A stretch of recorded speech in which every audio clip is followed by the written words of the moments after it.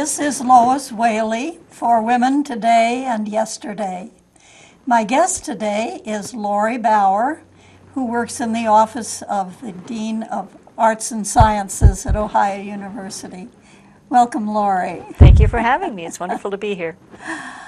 I met Lori actually when the dean spoke to the Emeriti group about a month ago, and thought it would be nice if we could have someone from Ohio University.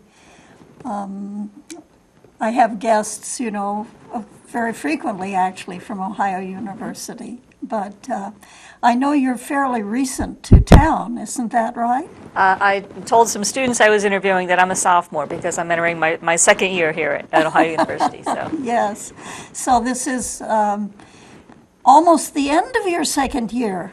well, yeah, I came in February of last year. So February of last year, yeah, right. but I've been in higher ed marketing since 1990. I see, okay. Well, where are you from originally, Lori? I grew up in northwestern Ohio in a little town called Paulding, which is sort of between Fort Wayne, Indiana, and Toledo. It's the flattest county in Ohio, so I'm really excited to be in Athens because there's hills and it's lush and it's gorgeous. Yeah, the beautiful hills of southeast Ohio. Yeah. Right. Well, we've been here now for 50 years. It'll be 50 years in the fall. So we're pretty well acclimated to the beautiful hills of southeast Ohio. And I actually grew up out in the far west in Nevada, where they have a lot of hills and mountains, running north and south, many of them, because of the Great Basin's fault geology, which has set it up that way. And so I've always lived near hills, and I'm glad I'm still living near hills. The one thing I do love about northwestern Ohio is you can see forever. Oh, yeah. Just the beautiful cloud formations. You can see tornadoes coming from, 10 miles away. But I've always enjoyed the big sky. Yes. Yes, that is one of the nice things about flat country is that you get to see a lot of sky, Yes, for sure. definitely. So you were in Paulding then when you were growing up. And where did you go to college? Oh, golly, I have to say, well, I do have to say, I started when I was a junior in high school. I came summer of '78. I came down to Ohio and spent the summer here. How nice. But I ended up going to Miami for my undergrad degree. So, but That's, I don't say that very loudly in yes, this. I know. Well, it's sort of like us. Bob and I met at the University of Michigan in Ann Arbor. And of course, that's the big rivals of Ohio State University. So the big game is always Michigan versus OSU or vice versa, either in Columbus or Ann Arbor. Definitely. And a lot of people are fans, obviously, of OSU. Yeah. So Most of my family, my father and aunts and uncles, and even my great uncle was a coach at Ohio State. really, yeah. Many years ago. Yeah.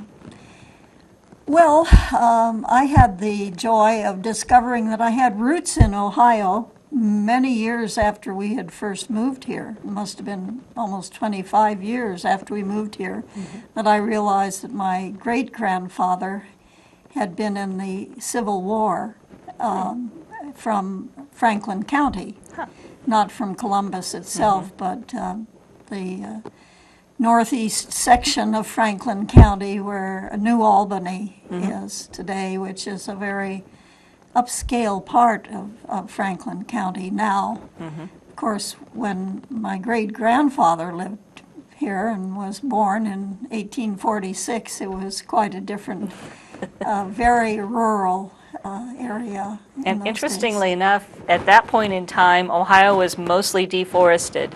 Yes. And it's about 50% back into forest now. Right. And which is pretty amazing. A lot of it is here in the southeastern part of Ohio.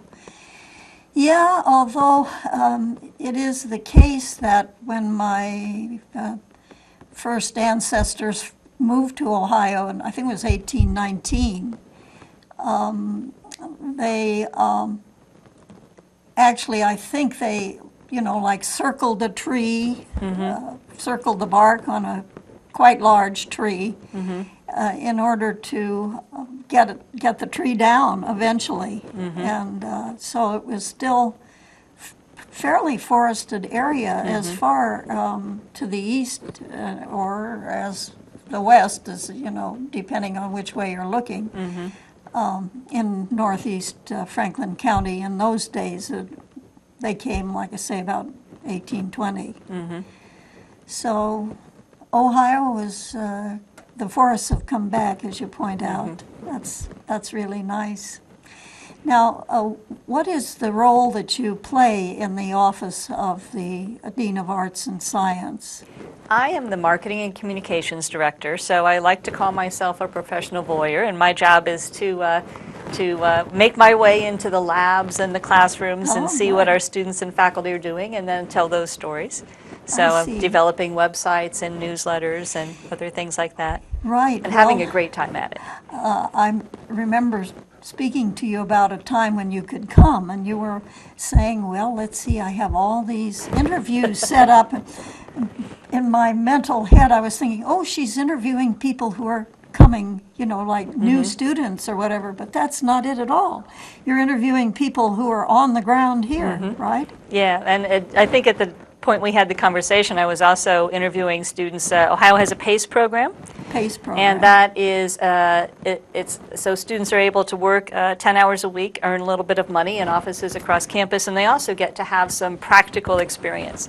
So I'm hiring 2 photographers and a videographer for next year. So I interviewed about 30 students to get those 3, and I'm just going to say that our communications program here on campus does a very good job. So those were some tough choices. Well, during the recent Film Fest, which just was last week, I saw the film that was done about Ohio University women through the decades. Very interesting. I think you remember that when that film was made. Were you involved with that at all? No, I came after that was done. I see. I know it was 2013 was when it was done, but it was quite interesting in bringing up a number of women students. These were people who had graduated like in the decades of the 40s, the 50s, the 60s, and so on. And some of the people were folks that I have known, like Joanne Prisley was here in the 1950s. And we met her almost immediately when we came about 50 years ago. Her husband was on the faculty at political science. That in those days was called government.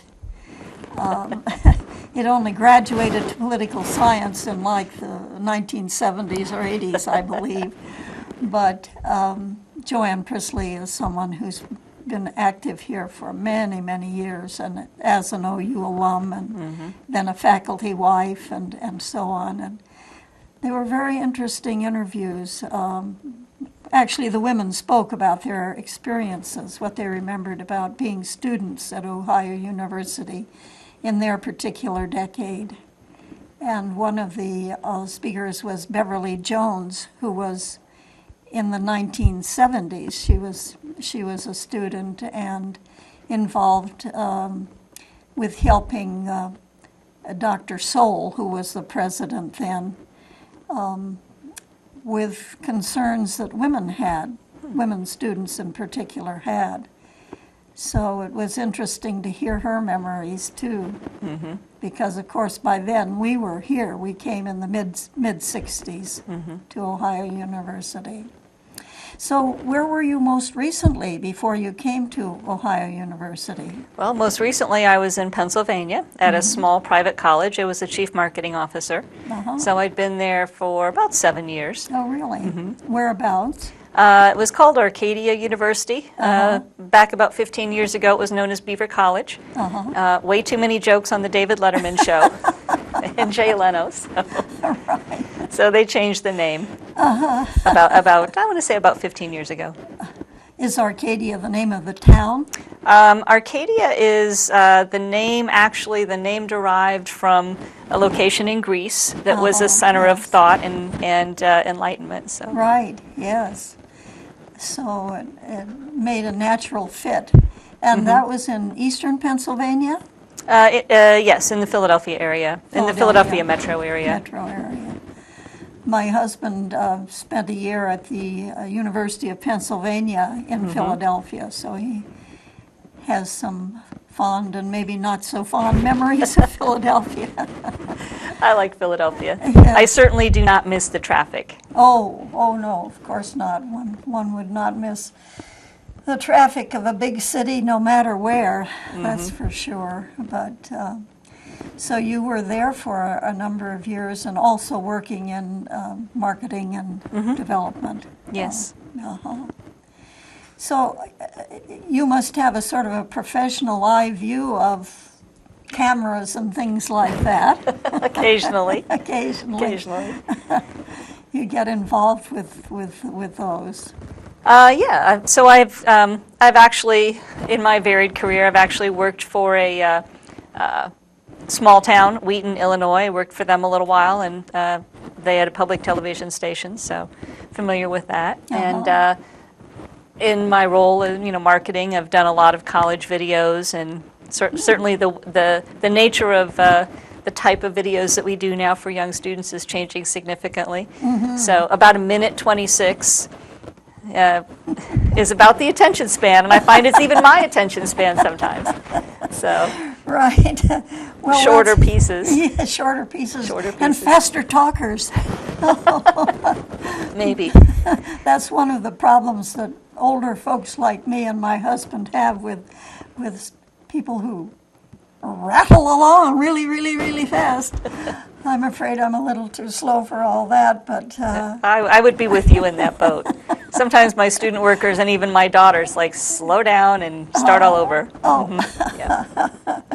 Right. Well, speaking about slowing down and starting all over, I mentioned that my program is called Women Today and Yesterday, and so I usually have something to say about women of yesterday, and I wanted to mention from this book, which I use frequently, called Remember the Ladies, which is a book of days, and it has birthdays in it. You say you're an October birthday. I am. What day in October? I usually don't give that out for privacy reasons. That's a good idea. Just pick one early in the month. Okay, I'll pick one early in the month. Although I do notice that on my license plate on my car, it says my birthday, which I that think, right? I've thought Good about grief. writing to the state because that's really a privacy violation. But we'll see if they change their policies because Right, of it. right. Well, I was thinking of a couple of women from relatively early October. For instance, there's Eleanor Roosevelt. She was First Lady when I was a little girl, long ago, and she used to write My Day. She wrote a column as well as doing all the entertaining, that someone has to do in the White Oh, House. she was there during a very, very difficult time in our nation's history. She was, and she was a very active person herself, and after her husband's death in 1945, she later went on to work with the United Nations on the Human Rights Commission, and so on. So she's a big name from the early October. And, well, there's Amy Semple McPherson from October 9th, and Edith Cavell from the 12th of October, which is rather interesting. Maybe I want to be on the 13th so we can talk about Maggie Thatcher. Oh, yes, that's right. Talk Margaret about strong Thatcher. ladies. Yes, definitely. The Prime Minister of Great Britain from 79 to, I think, about 1990. Might have been a little. We were there. We were actually there during Margaret Thatcher's prime ministership for one of the times that my husband had academic leave was in 1983, and that was, in fact, that was shortly, I think it was shortly after the Falkland War. which was quite an exciting thing for the Brits. It was. Because it had been some time since they had had any real war experience, you know, against Argentina. But yeah, she was quite a gal. But they say that when she got old, like a lot of folks nowadays, she had Alzheimer's, which is such a modern scourge, really bad. True.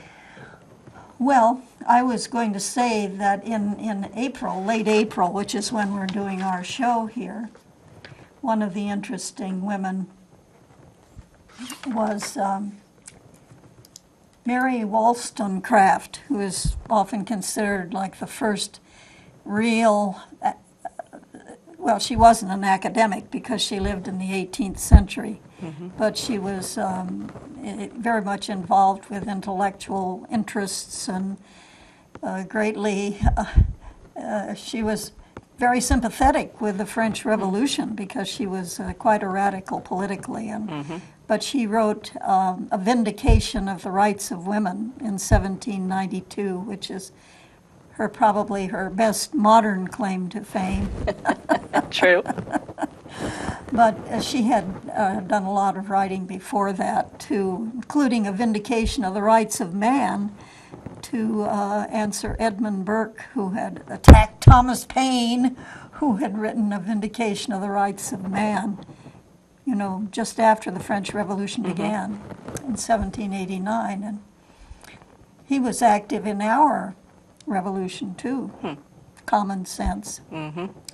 But, and interestingly, she died quite young, and really as a result of childbirth. Not uncommon in those days. No, not uncommon in those days. But the baby who survived her grew up to become Mary Shelley, the author of Frankenstein. All right, so here's another little bit of trivia, since I didn't know you were going to go there. So we have a history alum who just wrote a book called Marie Antoinette's Head. Oh, really? And he's a professor in Columbus, and he wrote about Marie Antoinette's hairdresser. Oh, okay. Who apparently had quite an interesting life, being the only man living among those women, and he did the ostentatious hair, Right. which some say was a part of her Very tall. symbolic downfall. Yes. So. Right, they had very fancy hairdos back in those days, Marie Antoinette. And she was criticized for that. Really? Yeah. Yeah. Well, it was the style then, I guess, you know. And, Not when people were hungry. yeah, and actually during the French Revolution and then the Napoleonic Wars that followed, where Britain and France were the big enemies,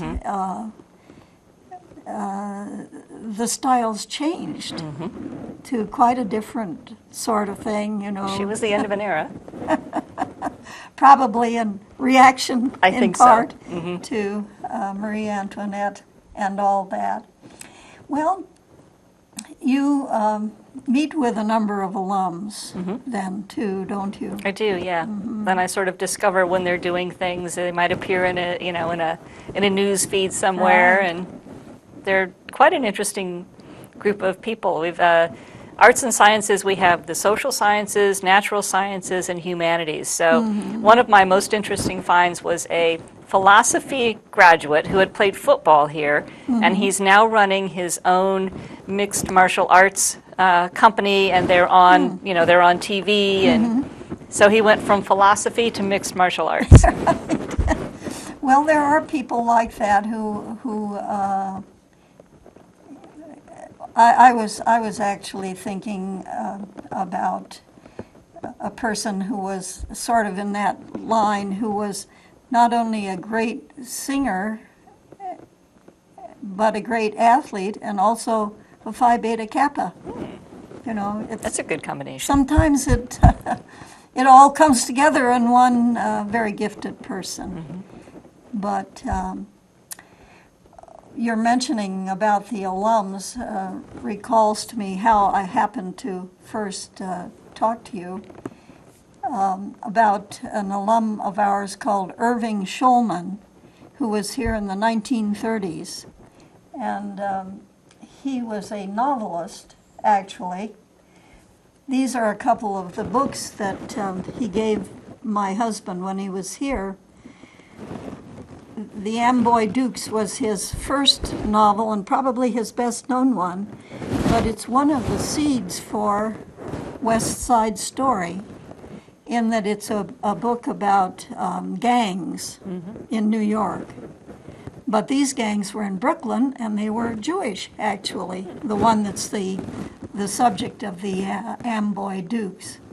But the whole idea of the gang culture and that sort of thing that we saw in West Side Story, this was the subject of Irving Shulman's first novel. And did you see the production here on campus yet? Yes, I did. Excellent. Oh, did you go? No, I haven't been yet.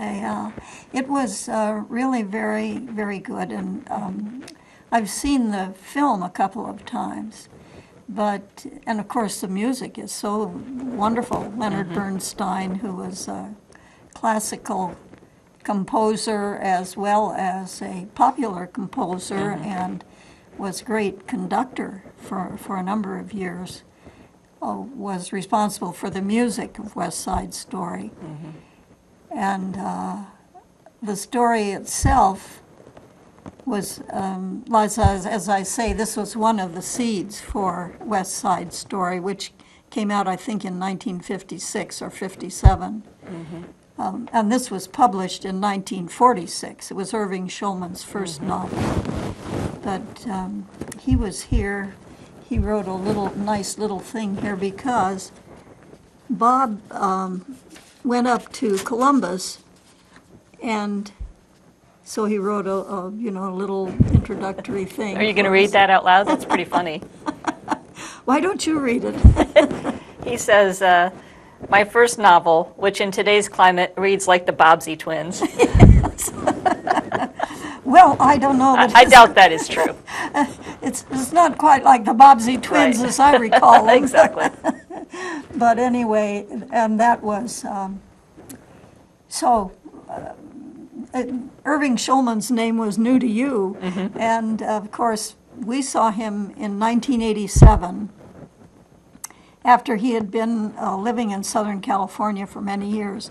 And I didn't realize that he had left his papers to Ohio University. Oh, I didn't know that either. There, and it says there are 19 square feet, or maybe it was 19 square boxes of his papers about his life as a novelist. And long ago, when he grew up in Brooklyn, he was born in 1913, and then he was here in the 1930s because he finished in 1937. And it says on the internet that he was magna cum laude here. So Wonderful. he then went on, as I say, to Hollywood. And then the interesting thing is that he wrote up a book about West Side Story after the film came out. But he had had a part in the development of the script, and not a major part, but a part. Now, this other book is a similar thing, a novel that he wrote, which harkens back to Rebel Without a Cause. That was a very famous film from the 1950s, and I think it was the last film made. No, it couldn't have been the last film made by James Dean, but James Dean only made 3 films, as far as I know: East of Eden, Rebel Without a Cause, and then Giant. And then he died very young in an accident of some sort. But this is something that was even closer to Irving Shulman, in that he gave a sort of a background sketch of the story of Rebel Without a Cause to the film people who developed it into a real movie. Actually, this is rather different. For one thing, it's set in Chicago or, you know, something like that, and so on. And doesn't have that fantastic scene in The hills of California? yeah, in the hills of California. But still a very interesting film. And I like the subtitle, Riot and Rebellion in the Dungaree Set. I still know what dungarees are. dungarees. Yeah, Nowadays we just call them jeans. we do. I think, yeah. They were often called dungarees when I was young, long ago, too. But that's another one of our well-known people from long ago here in Ohio University. And I'm sure you're meeting a number of... Oh, I am. It's just rather amazing. So I've only been here a year, but I continue to discover interesting alumni and Yes, yes. interesting faculty who have, some of them emeriti, who are still doing interesting things. Jean Mapes, who was our emeriti from geology, Yes. she and her husband, Royal, they donated their collection of fossils to I'm going to get the name of the museum, but a national museum. Nice. And announced this week that one of the fossils they found, I believe in Iowa, somewhere out west, provided insight into shark evolution. So it was a well-preserved, three-dimensional, because usually shark bones, well, they're cartilage, not bones, but the scientists were able to go back and analyze. So now we have a better understanding, and the sharks, we thought sharks were pretty much where they are in terms of evolution, and now we've had to back up shark evolution Oh, my. to this newfound species. So, and that's Jean's work, and she Right. continues to be active in that. Yeah, I remember her from Girl Scout days. She was, that is to say, she was quite involved and interested in Girl Scouts at one time, and so was I, both as a Same girl here. and then later as a mother, you know, and was on the Girl Scout board, which is West Virginia. Black Diamond Council here is mostly West Virginia, but has a number of southern and eastern Ohio counties in Black Diamond as well. I did Girl Scouts and 4-H and junior leadership all the way through high school, and then I was a leader for a while too. It's I was a Boy Scout leader too. Oh, were you? Yeah, Well, I was a Cub Scout leader, not Boy Scout leader in the... My dad used to sneak me into Boy Scout camps because I could light a match with one, or I could light a fire with one match no matter what. So sometimes I was taken to Boy Scout camp to teach the boys a lesson. Right on, Lori, Yeah. right on. Yeah, sometimes the fellas need us to give them a little hand. Right. But I was the oldest in the family, so. Right. Well, that makes a difference for a girl, surely. I wanted to show you a couple of other things I have here. This book, Profiles of Ohio Women, came out in 2003, the 200th anniversary of Ohio as a state. And it's actually a book from Ohio University Press. Which is just celebrating its anniversary. Yes, yes. Ohio University Press, I think 75 years. Do I have that right? Maybe not. I'm not sure. I was going to say 50, but I don't think I'm right either. Right. Well, you're probably right, actually. It probably was 50 years. But this has one woman per year type of thing. I mean, they aren't necessarily women from 1803, then 1804, then that sort of thing. But 200 women. Wow. 200 women. And one of the women who's on the cover here, she's in such a way you can't really see her too well, but this is a woman from southeast Ohio who there's a study about her life in the OU, the dissertations, you know, the lengthy dissertations that are kept at Alden Library, because she was associated with three causes that were important in the 19th century. One was women's rights, one was abolition of slavery, and the third was temperance. She called that the triune cause. But she grew up in southeast Ohio and was active during the Civil War. She even was she was in the South during the Civil War and was sort of the person in charge of an area where there were a lot of former slaves. That apparently that part of the South was under Union control by then, Paris Island.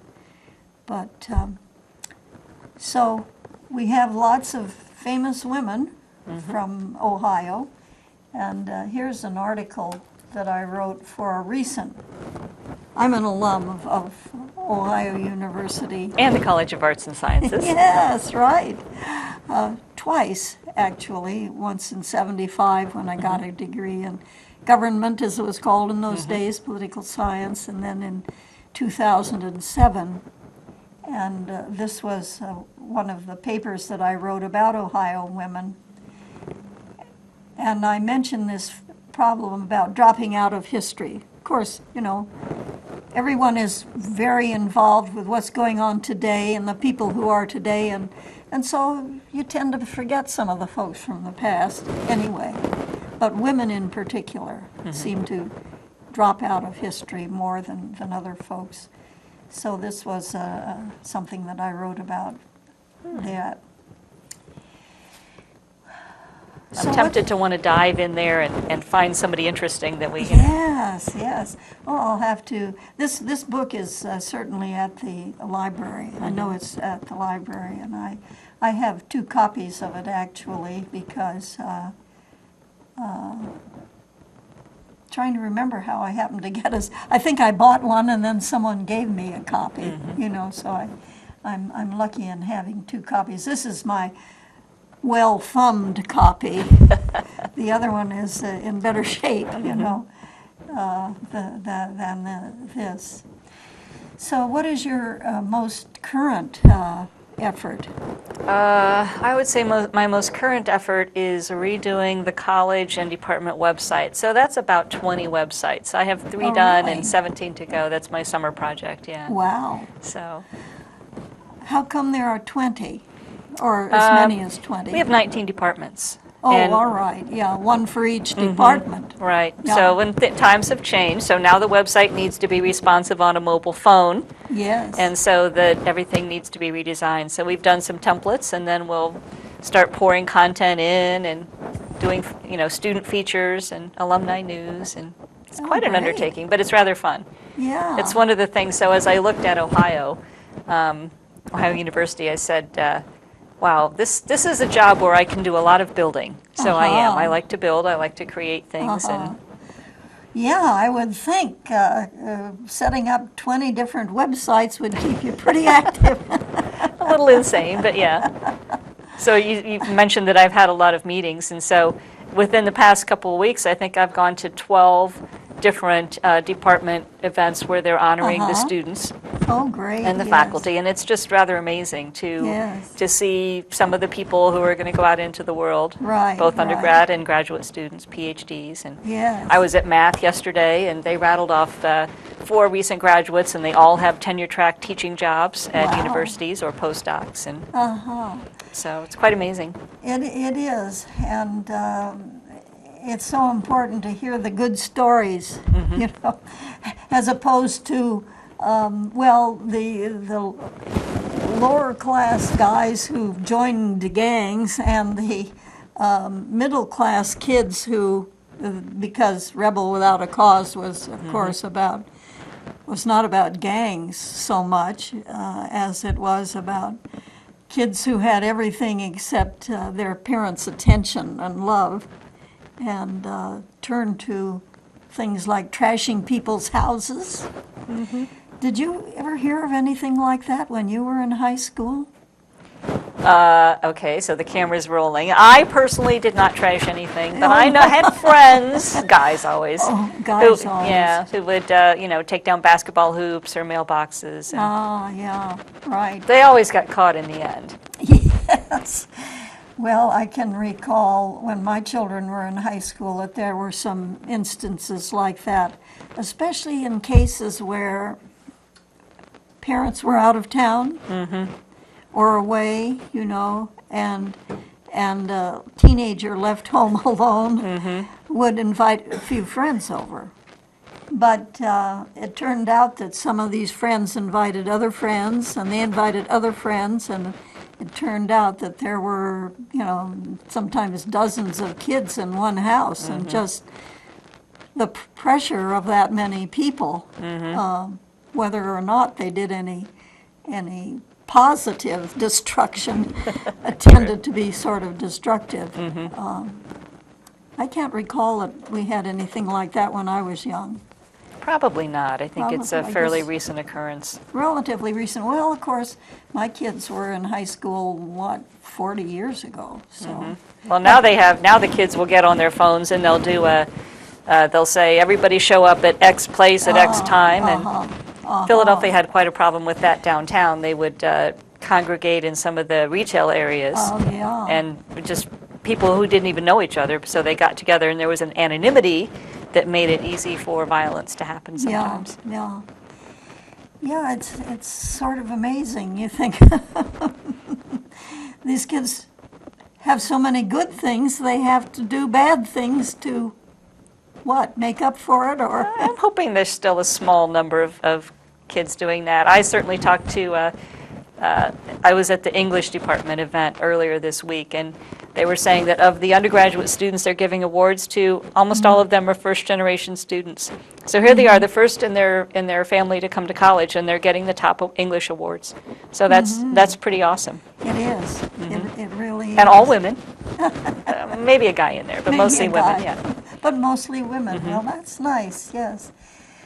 I was thinking back, to the 1970s, and you mentioned the English department. Have you met Dr. Sam Crowell? He's Not much. He's a specialist on Shakespeare and films, particularly. I have heard that he's very animated and very engaging, and the students adore him. Yes, and he's very popular prof for that reason. Well, he was new on campus in the 1970s, had just arrived about 1971 or thereabouts, and there was a series held at Ohio University of humanities conferences in the early 70s. And Sam Crowell was one of the ones who was associated with that. And Ed Quattrocki, that's long ago. He moved to another university about 1980, I guess. But he and Sam ran these humanities conferences. And I was thinking about those and people who've come to Ohio and so on. So I brought a picture to show you. This is from one of the conferences. And because we James were Earl talking Jones. about people from Hollywood and actors, and this is James Earl Jones. He was the sort of the major speaker at one of the conferences, the one on government and so on. And I remember in particular he gave a reading of a speech by Frederick Douglass, the well-known black 19th century activist. But this is James Earl Jones from back in, I think it was 1975. So the Kennedy Lecture Series continues. Oh, yes, the Kennedy Lecture Series was already going when we came because Edwin Kennedy and his wife Ruth. had already set it up then. And as you know, they were also very involved with the Kennedy Arts Center at the Ridges. I had the opportunity to go up there over the summer. Oh, I love that building. And they have fantastic things, They- Indian things. They have, from, yeah, they have them. It's amazing. from the Southwest, especially.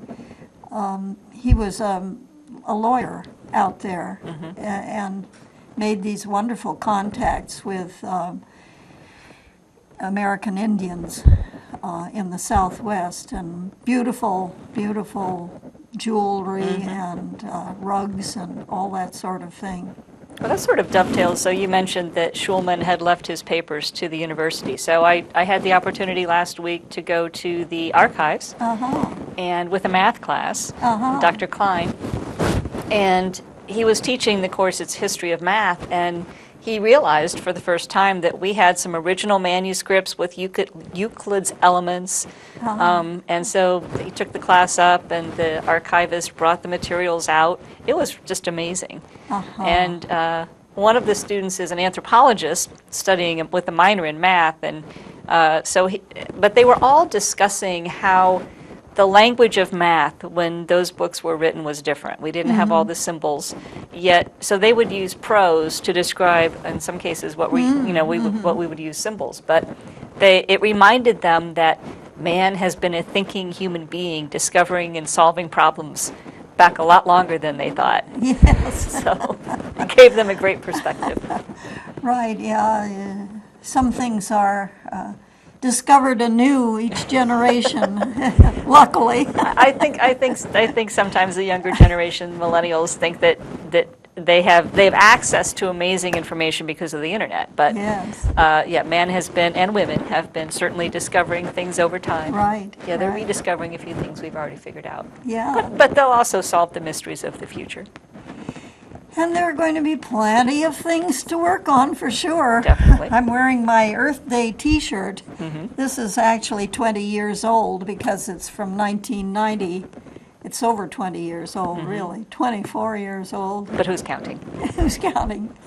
The very first Earth Day was in 1970, and I recall that. And of course it was involved with things that happened in Ohio, like the Cuyahoga River getting on fire in 1969, simply because there was so much oily gunk, on the river that people didn't realize that there was so much oily gunk it would actually Catch on fire. catch on fire. And that was one of the things that prompted Earth Day, really, was recognition that some of the technology we use can have some bad consequences. Certainly, I remember the old children's song, which I bring up all the time. I suppose everybody should know it, but about the old lady who swallowed a fly. I'm going to say I don't know that one. Okay, she swallowed a fly. Perhaps she'll die. Oh, but just a minute. She swallowed something to catch the fly, and then she had to swallow something to catch the thing that caught the fly. It goes up and up and up. She swallowed a cat. Imagine that. She swallowed a cat. She swallowed a dog. She swallowed a pig, and it keeps getting Bigger and bigger and bigger to get rid of something that started out pretty small, but got bigger and bigger and bigger. And so the very last verse, after she swallowed the cow, she swallowed a horse. She's dead, of course. That was just too much. So there's one of the problems that we have to remember about technology. Sometimes it gets out of hand and keeps on going. We have faculty in physics and chemistry that are working on graphene. Yes? It's a new material. It's conductive, semiconductive, and it 1 atom thick. Oh my. And it's probably the strongest material on Earth. Goodness. So we will see many interesting things. Yeah. In healthcare, for example, that cell phone might become a medical device into the field. So, sending things off to the lab, all that can be done on mini machines in the future, not too far away. Yeah, yeah.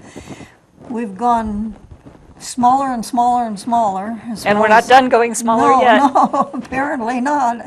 Not to mention going broader and broader and broader. I was just reading the other day that they discovered an Earth-like planet, about 500 light years away. Interesting. Of course. I've always thought we're not alone. Yes, but 500 light years away. I mean, the nearest star is 4 light years away. The nearest star to our, except for our sun, 4 light years.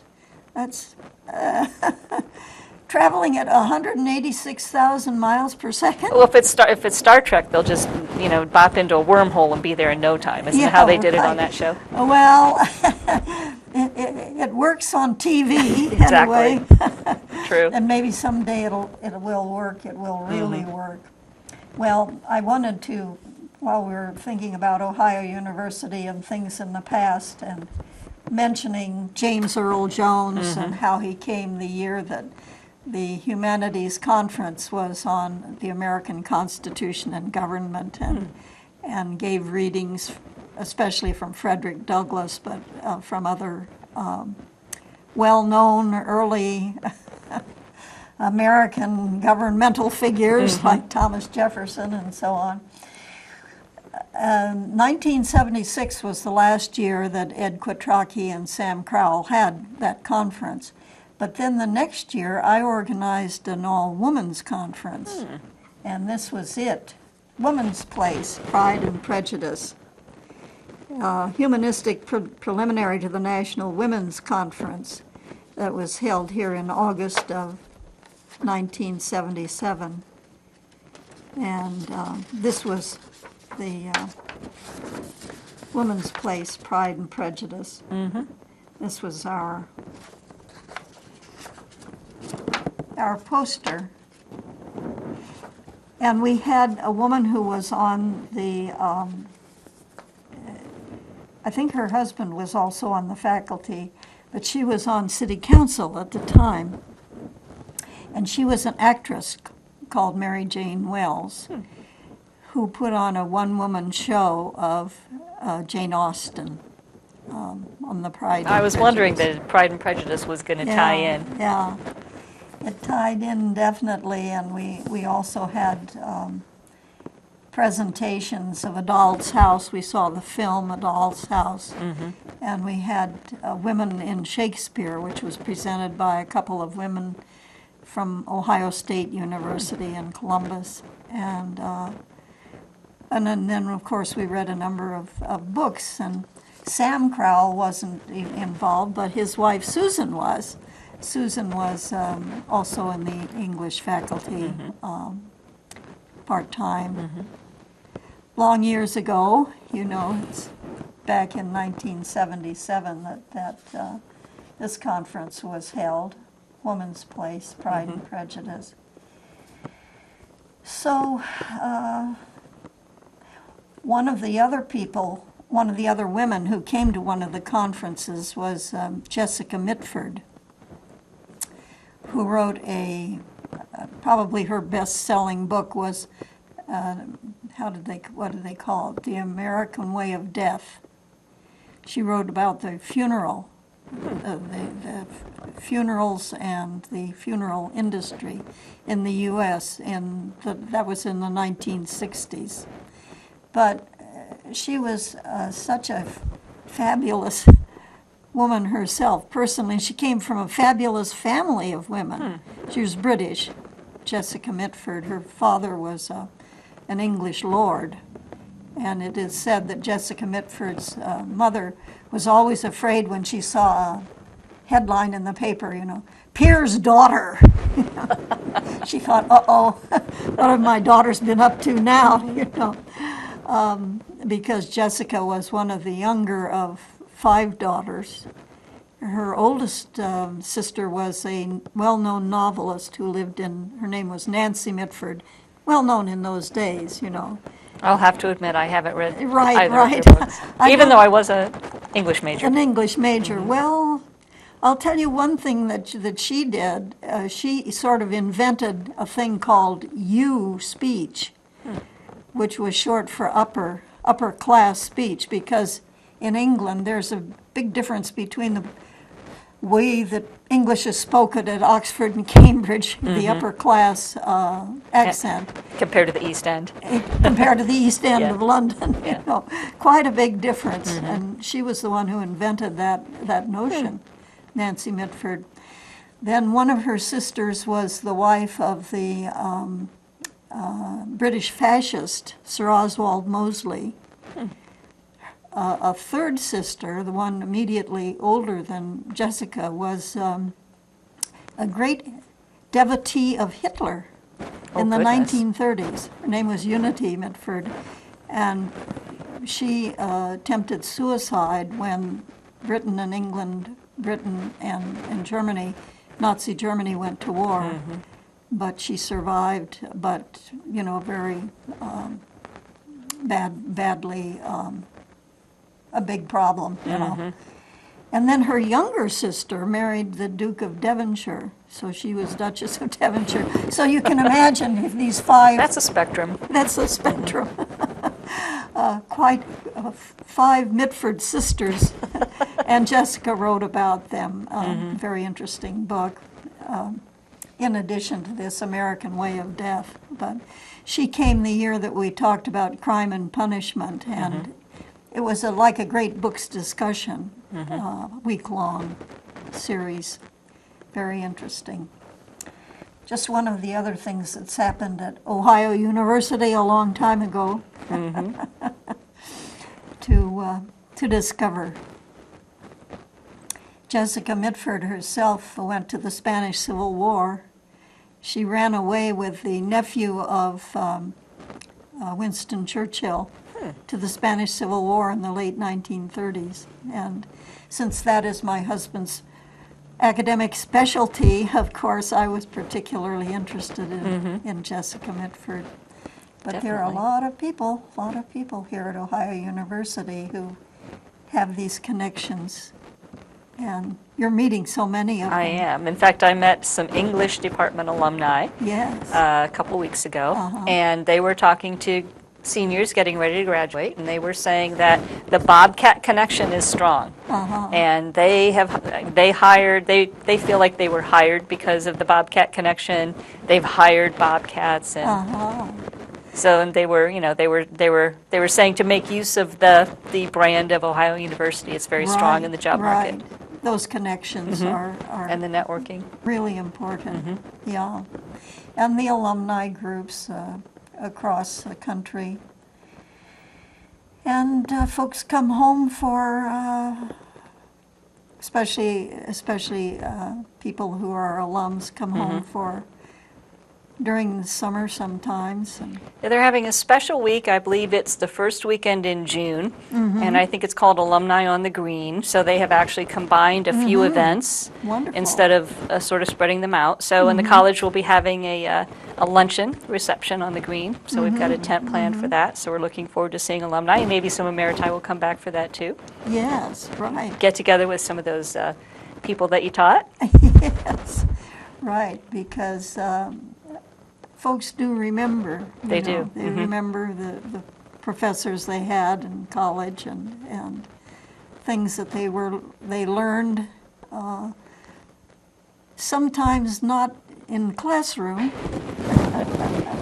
but the friends and Yeah. making connection again with the friends. It's really nice for the alums to be able to do that. True. So, True. have you ever been to an alumni reunion like at Miami or one of the other colleges? I have to say I had, because my husband and I have lived all over the country, Florida, Wisconsin, California, so I had not been back to Miami, and we were visiting Ohio, and my husband said, "I'm taking you down," because I think he really wanted to go to the store and get some apparel from, and he wanted to see the new hockey rink.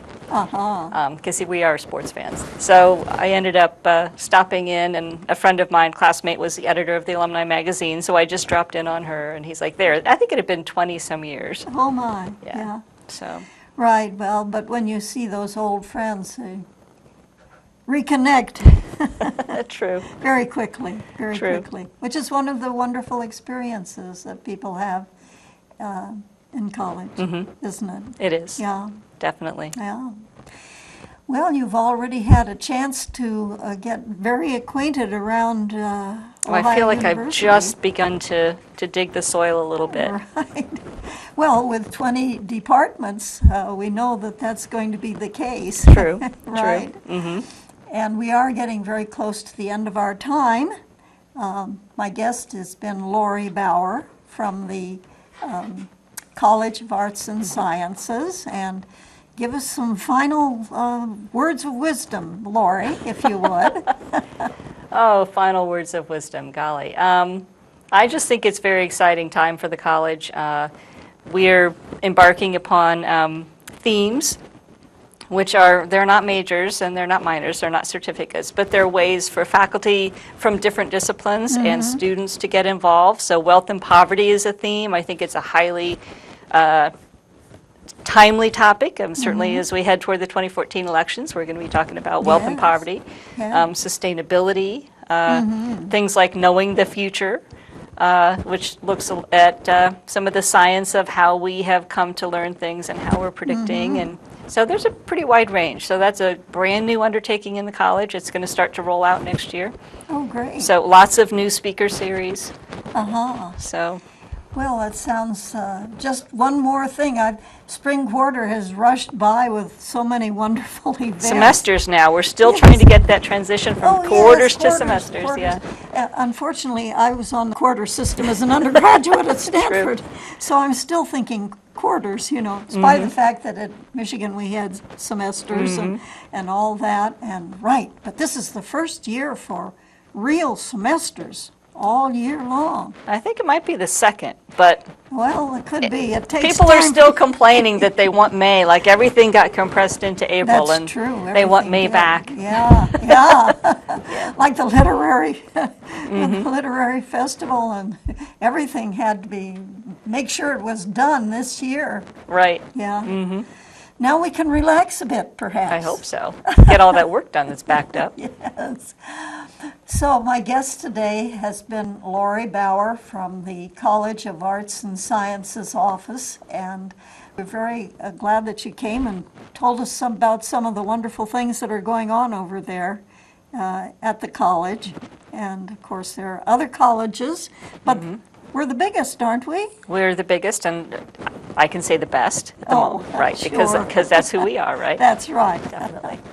This is Lois Whaley for Women Today and Yesterday.